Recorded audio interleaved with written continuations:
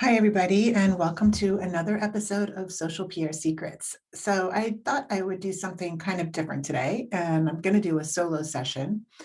My search engine journal article just published. It publishes about once a quarter, sometimes a little bit more often. So if you want to follow me on Search Engine Journal, you can, but I recommend just subscribing to it in general. It's a great source when it comes to SEO, PPC, social media, social PR, and anything digital marketing. So today's episode, I'm going to talk about my article, which is titled Digital Public Relations Myths and Musts for Earned Media Success. And I'm also going to throw in a couple other mantras at the very end when it comes to digital PR. I wrote this article because I experience some of these myths and musts almost every day, every week, when it comes to consulting with clients, talking to prospects, and just in general, talking with peers and colleagues in the marketing world. There seems to be always this kind of struggle between paid media and earned media and the expectations that come along with both.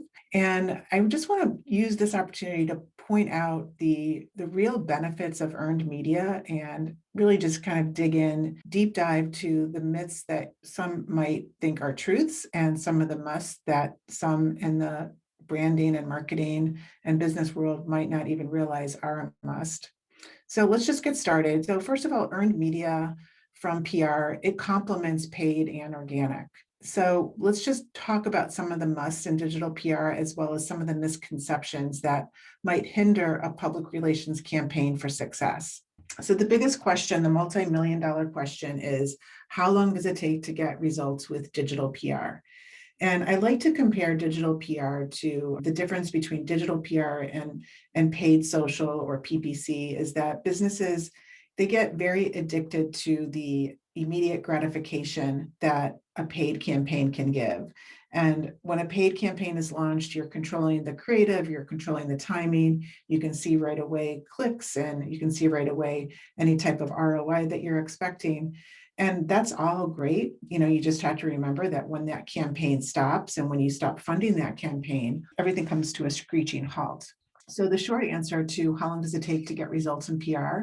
Well, it definitely takes typically longer than digital advertising, but the results are worth it. And they're sometimes priceless and more valuable than you could ever buy when it comes to digital advertising or PPC. So very similar to SEO, public relations is a long play. It's something that is always on, that you're always doing. It's a lifestyle. It's not a fad diet. It's not something you're going to try out and then stop and start. If you do that, it's not even worth investing any money or effort into public relations because you're never going to really see the benefits of it. So PR is about relationship building with multimedia outlets, including Google, social media, influencers, bloggers, and traditional journalists. There's a place for all of these medias when it comes to PR. Just some reasons why PR will not work. Typically, there's unrealistic expectations. And when we're working with clients and when I'm doing presentations, this is something I try to talk about so that the KPIs are realistic, the expectations are realistic, the budgets are realistic, the experience is in place, and that is something that definitely needs to be looked at, and that communication is on target. So PR is not a plug and play type of marketing activity. It's not something that you can assign to somebody internally and say, take it over and do it. It's really not something that you can even assign to an agency and just let them go with it. It's not on autopilot. There needs to be engagement between the stakeholders of a brand and whoever is in charge of the PR. And the PR also has to be engaged with PPC, with SEO, with paid social, with organic social, so that everybody is on the same page. This is something that at least every week I hear, either if it's not from a client, I see it happening in some of my Facebook groups or just through peers. So never is a CMO or a CEO, they're never hesitant to say, let's spend another $100,000 this month on PPC or Facebook ads. That's usually no problem. But when it comes time to invest the resources to top tier influencers and PR, somehow they have no budget. Somehow they can't afford that. So it's super frustrating to see when stakeholders and C-suite and brands will say that public relations and SEO is important to their marketing efforts, but they don't want to dedicate any type of resources or budget to the efforts. So just keeping in mind that PR organically functions just like search engine optimization. And search engine optimization, if you're not familiar with it, it is something similar to PR where it's an always on program. So you should have a monthly program dedicated to SEO, making sure that your website is healthy and that your channels are healthy and that you're building content and that you're in a healthy best practicing state when it comes to Google's best practices. So when done right and consistently over time, PR is like the gift that keeps on giving. So you're never going to be able to take away some of the earned media that you're going to get through your PR efforts. So that might be in the form of a review in the New York Times, or it might be in the form of pitching to be on a list of the best places to work, or it might be you're being interviewed by a podcast that your audience listens to. So once you get these types of results, as for example, a podcast interview, or you get listed on one of these lists, or you get a review from some sort of a journalist or a blogger or an influencer that is a third party type of endorsement, that's something that you're not going to get taken away from you and that you can always use in your future marketing. I'd like to know when you'd be able to use an ad that you've done in the past in your future marketing. Advertisements and social ads and PPC are not something that you can put in your portfolio or use as social proof. So keeping that in mind, that you really can't buy the results of a PR campaign. So let's look on the bright side of digital PR and what actually do you get from it? And this might be new, or this might be a brush up on public relations in general. So when I talk about PR, I'm talking about editorial coverage, earned media, typically not something that you can buy when it comes to advertising. Yes, you can amplify PR efforts and through content, and you can amplify your media coverage through paid campaigns. But when we're talking about earned media, these are some of the benefits that you can get and the basics when it comes to PR. So thought leadership, credibility, third-party endorsements, organic search results. Your PR is going to be impacting your page one of Google search engine results. That's something that again, it's complementing your SEO efforts. You're able to build community, you're building relationships, impact, and typically the budget from a PR campaign is not as big. And sometimes it's even, you don't have any budget. You can pitch the media from your in-house team, or even if you're the owner or a personal brand, you don't have to have an agency to do this. You can start making relationships with the media that matters. So PR can typically be done with low budget or no budget if needed. So some of the results that come from this can be, what are the outcomes? So they could be media mentions. You can pitch to be a guest contributor like I do for Search Engine Journal. So you could have guest articles. You can even get speaking engagements. They can be in the form of reviews and even brand journalism. So you can host your own podcast and you can maybe have your own column on your blog that becomes popular. So it is true that last year, because of the pandemic, some of the media outlets shrank and disappeared because of budget cuts and things that just kind of went sideways in 2020. And this did leave journalists spread thin, and they are currently maxed out. They really have been maxed out for the past 10 years as budgets have been cut, and the demands of journalists have been more than ever because journalists are now expected to be the creative director and research their own stories and do their own interviews, and then they have to do the writing, and a lot of times they're doing the editing, and also they're being expected to maybe optimize so that they're found in search, and also they're expected to build their own following. So the journalists have never had it so stressful, and they're always looking for opportunities from public relations professionals and brands to reach out and be helpful. So there's really never been more of an opportunity when it comes to doing media outreach and getting results than there is today. Even though some of the media outlets have been shrinking, there are more podcasts than ever and more ways that you can reach your audience through brand journalism and creative ways such as speaking and some of the things that we talked about before. So let's move on to some of the public relations myths that I see happening here. And I went out and I kind of pulled some of my favorite PR pros and digital marketing experts just to get their take on this so that they can contribute to this article and what I'm talking about today. So Sarah Evans, if you're not familiar with her, she's awesome, and we collaborate on different projects here and there. She wrote the foreword to my book, Social PR Secrets, and she's just definitely one of my favorites. And she has a newsletter called PR Actical, and definitely subscribe to that. So what she said was one of the myths is that all PR is created equal. And so it really isn't. And there's a lot of specialists and there's a lot of generalists when it comes to PR, and same when it comes to journalists. So making sure that you realize who's a specialist, what their categories, specialties, and niches might be, and the nuances. And it's important to know what you're best at. So it's great when you reach out to somebody and they recognize, look, this isn't a good fit for me, but I'm going to pass it on to somebody that it is a good fit for. So keeping that in mind when you're hiring a PR pro. This is really one of my favorites. Actually, it's my least favorite. I cringe when I hear this, and I've heard it multiple times in the past 6 months. So the best PR pros live in LA, New York, or fill in the blank with a sexy city name. So this could not be more of a myth, especially today. This is a public relations myth. So this is not to take away any agencies or PR pros that might live in LA or New York or Austin or Chicago or whatever the sexy city name that might be. That's awesome. It's great. The thing is that today's reality is that expert PR credentials can be found in any city, town, neighborhood, bedroom, home office, Starbucks, it doesn't matter. And they can have the same access, global reach that the agency that's located on Madison Avenue, New York, or in Beverly Hills, it doesn't matter.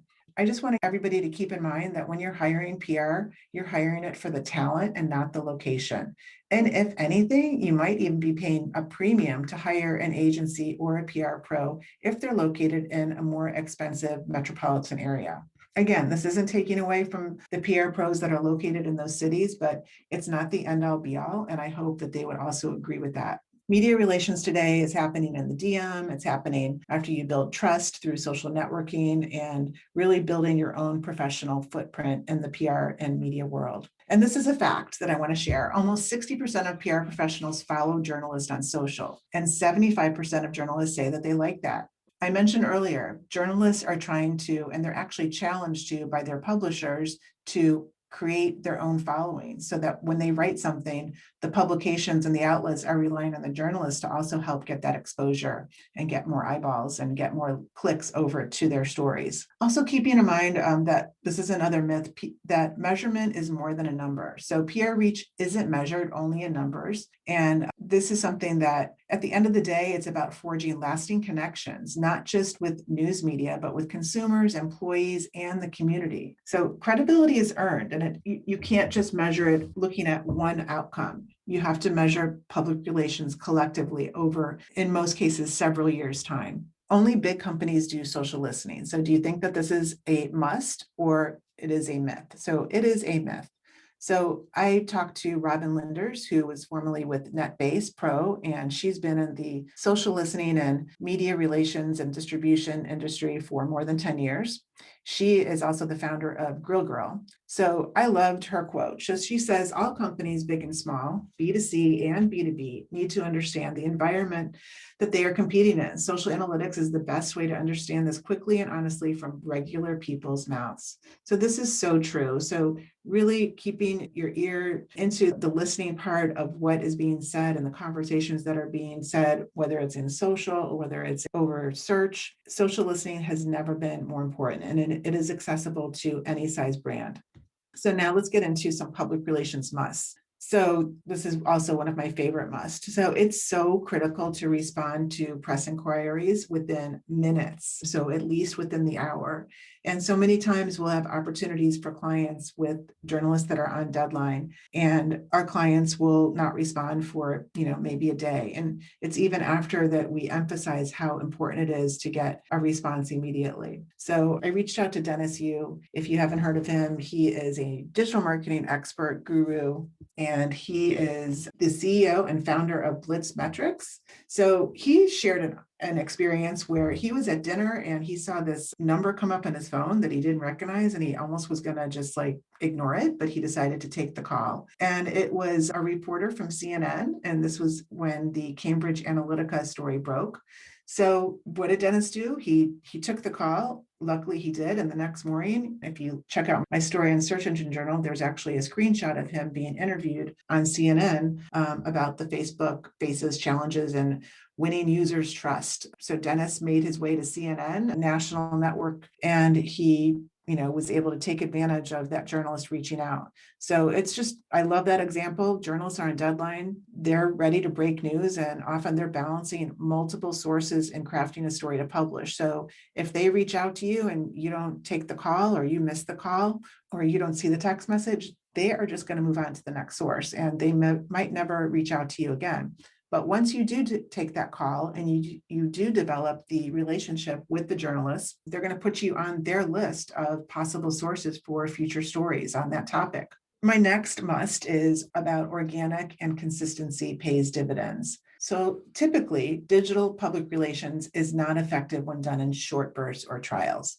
Yes, there are exceptions to everything, so I'm not going to say never, but typically you have to really have a dedicated long-term approach. Yes, it's possible to get some big wins in the first month or two, but it's just not something that you want to have that expectation. So PR is, again, it's a long organic game and should always be in motion, similar to an effective SEO program. So a smart marketer or CMO will not invest in SEO just once a year and when you launch a new website. Even though we do see this, most savvy brand marketers are going to have an always-on SEO and PR program in place that's funded and supported by the boardroom. And this can be a problem. The boardroom is maybe not educated and not savvy when it comes to what is the benefit of SEO and what is the benefit of earned media and a PR program, especially if they don't have any experience with it in the past, and especially if they have negative experience. Unfortunately, SEO and PR, there are con artists out there. There are people and agencies that say that they make these over promises and say that they can do something that really isn't possible. So they sometimes give PR and SEO professionals and agencies a bad name, and we're constantly having to kind of defend ourselves if you're part of the legitimate group. So moving on to brand coverage, mentions, and I want to talk about something that's called inferred links. So one of the benefits of public relations and SEO is that you're able to get authority links when you get these media mentions, not always, but sometimes. And a link in, for example, the New York Times or an industry publication is going to be valuable from a PR standpoint, but it's also going to be valuable from an SEO standpoint. So in this article from Search Engine Journal, one of the things that Google has said, John Mueller is clear on what Google is looking for when it comes to a link profile. He says, we try to understand what is relevant for a website. How much should we weigh these individual links, and the total number of links doesn't matter at all, because you could go off and create millions of links across millions of websites if you wanted to, and we could just ignore them all. So basically what it boils down to is that links, they do still matter. They don't count as much as they did 5 years ago. Will they matter as much as they do today in 5 years? Probably not. But inferred links are really looking at when your brand is mentioned and there isn't a link, that still is going to help you with your PR and with your SEO. One of the things I read from Rand Fishkin, so Rand has a blog on SparkToro, and I loved one of the things that he talked about, where he said, I worry about how modern marketers prioritize earning links over earning mentions, endorsements, and brand coverage. He said, suppose you pay an SEO agency to get you 50 high quality links a month for $5,000 and refuse to pay a digital PR agency to get you 10 mentions in relevant publications for the same price. In that case, I'd argue you're making a very unwise trade-off. So he goes on to say that brand mentions, especially relevant ones in publications that reach your audience, don't just impact keyword rankings. They drive branded search traffic and improve brand awareness. He said they almost always increase conversion rate among the audiences they attract. And much of the time, ironically enough, they indirectly lead to more links than link building. So I love this quote from Rand, and I highly recommend you subscribe to his blog on SparkToro and also check out his platform called SparkToro, because it really gives you some very interesting and very unique insights, especially from a PR perspective. If you want to know what podcasts are your audiences listening to, or what YouTube channel is your audience watching, or what press accounts are they engaging with. So with SparkToro, you can really get some innovative insights into your audience and possibly look at opportunities when it comes to media outreach and list building. So moving on to more of my musts that I don't want to forget. So one of the musts that we have to talk about, and this is a little bit technical, but it's called page experience. And so page experience is a must for Google, and it's becoming more and more important. So I reached out to Bruce Clay. So he is kind of known as the godfather of SEO, and he is actually launching his SEO course in a couple weeks. So watch out for that information. I'll put the link at the end in the show notes. So he is reminding us that page experience is a must for Google. Bruce says you could lose your page one Google search engine results status if your page experience is not up to par. This could result in a loss of up to 35% of earned search traffic, even if you drop only a few positions. So want to keep that in mind. And this is all subject to a new Core Web Vital and page experience algorithm change that's coming up. Google announced it last year. So it's something that brands need to take into account and make sure that their web team is ready and that they are ready for this update. So basically, Bruce says, if you are a search marketer, you know Google makes more than 3,000 changes to Google search each year. So that's roughly 10 changes per day. And most of these changes were ranking algorithm updates. So very few algorithm updates, and even those that Google believes are essential to quality, are announced ahead of time. But these latest updates that we're talking about, the Core Web Vital and Page Experience updates, they were announced almost a year ago. So this is a way, if you are really getting technical with SEO PR, this is a way to make sure that you don't lose your page one results. This is an important aspect to remember so that you don't lose up to 35% of earned search traffic on page one of Google. That would be bad PR. Bruce goes on to say that we believe page experience will have a big impact on overall rankings. He told me that Google is giving website publishers time to prepare and even dangling a carrot in front of those to prepare early by testing a fast page label in search results. So pass this on to your SEO team. Make sure that you are aware and ready for the Core Web Vital update. When it comes to Pitch Perfect, what you must know is that perfection is not a reality, even with pitching the media. That does not mean sloppy pitching is acceptable, or you would end up in, if you're not familiar with this, look it up. It's called Muck Rack's Monthly Roundup of Bad Pitches. And what Muck Rack does is that they set up alerts and they watch any tweets that might have something that has a negative sentiment when it comes to bad pitches. So journalists, when they get really frustrated, they will actually complain about different pitches on Twitter. So I gave some examples here. If you go to the show notes or if you look at my search engine journal article, you can see some examples of how journalists actually make fun of PR pros when they just get sick and tired of bad pitches. So I'm just going to go over some of my tips when it comes to pitching the media. And this might sound very basic, but some of these steps are skipped a lot of times when it comes to PR professionals. And sometimes they might be in a rush or they just might not realize how important it is. So making sure that, number one, you're researching the journalist and make sure to take the outlet and make sure to get the outlet and the targeting right. If you look at some of these pitches that some of the journalists are making fun of, one of the biggest categories is that they're getting pitched for topics and articles that they don't write about. So somebody that's writing for the NFL is getting pitched about a new brand of liquor or tequila that's coming out. So there's just like no sense in targeting that journalist at all. And it's really wasting that person's time and inbox space. So the best thing you can do is read past articles and follow current ones of the journalists that you're targeting and get a feel for what they write about and their tone and their voice, and be helpful outside of the box. So if you might see a report that comes out that has nothing to do with your brand, but you think that that journalist that you're trying to get to know, it would be helpful for them and maybe writing a story, then share it with them, no strings attached. So that's definitely a way to get in with the journalist if you are trying to take the focus off of you and your brand and just focus on them and how you can help them. Subject lines do matter. So I highly recommend that you pay attention to your subject line and that it's not something that is clickbait, but that it's something that is going to help your kind of be the headline of your story. But one of the things you need to keep in mind, and this is, I hear from journalists, is that a lot of times they might not respond to your email, but they keep your email. They don't delete it because they want to keep you for maybe a future story or a future source. And they might not remember exactly what it was that you were pitching them about, but they might remember the topic or they might remember it by keyword.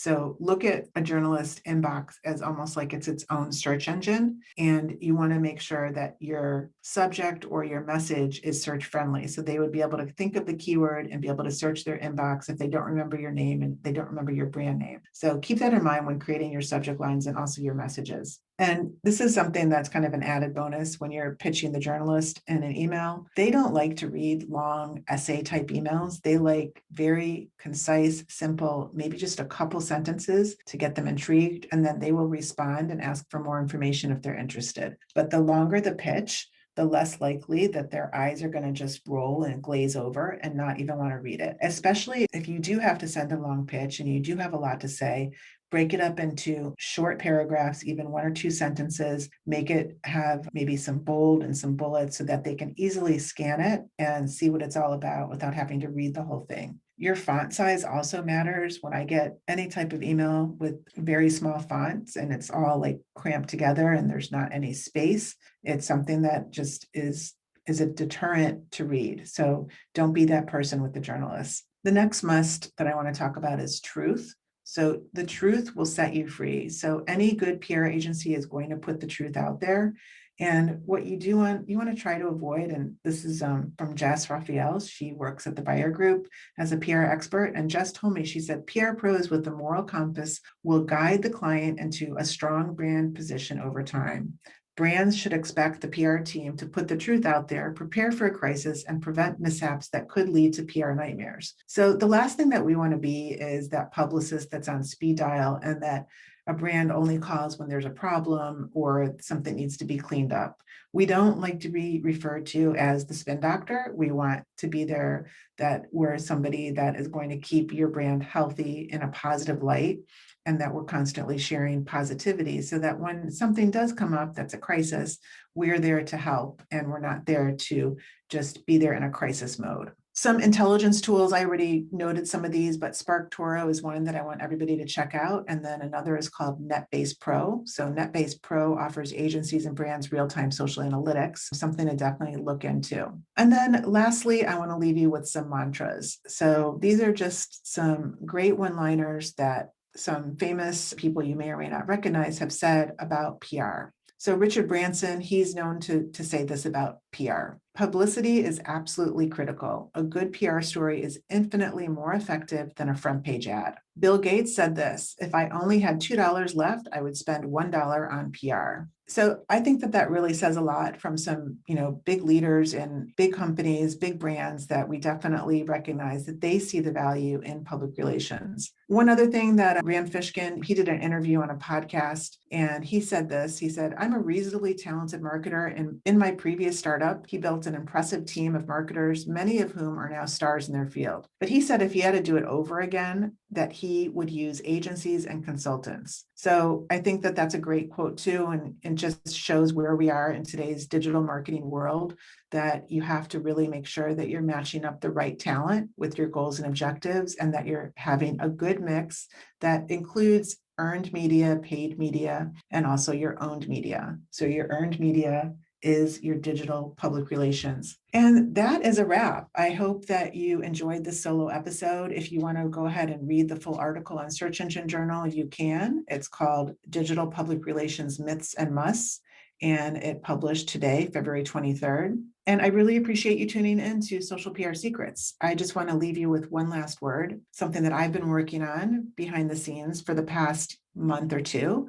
I am going to be launching my online course called Modern PR Secrets, and it's going to be broken up into 7 modules. And I think that it will be valuable to whether you're a public relations professional, you're looking to brush up on PR, you're a content marketer, digital marketer, small brand, large brand, CMO, or even just getting started as an entrepreneur or a solopreneur. This course is designed for really anybody to kind of step in and go start to finish, or step in and pick out the topics and the sections that you're going to like best. So I go over everything from the different PR channels to how to break down a media pitch to how to measure PR, just to name a few of the aspects that we're going to cover. So if you're interested, I would love to have you as part of my course and also part of our private Facebook group that we're going to be creating. And at the bottom of the show notes, you should find a link where you can sign up to be notified as soon as the course launches. And I'd love to see you there. Thanks so much for tuning in to Social PR Secrets. Namaste and have a great day.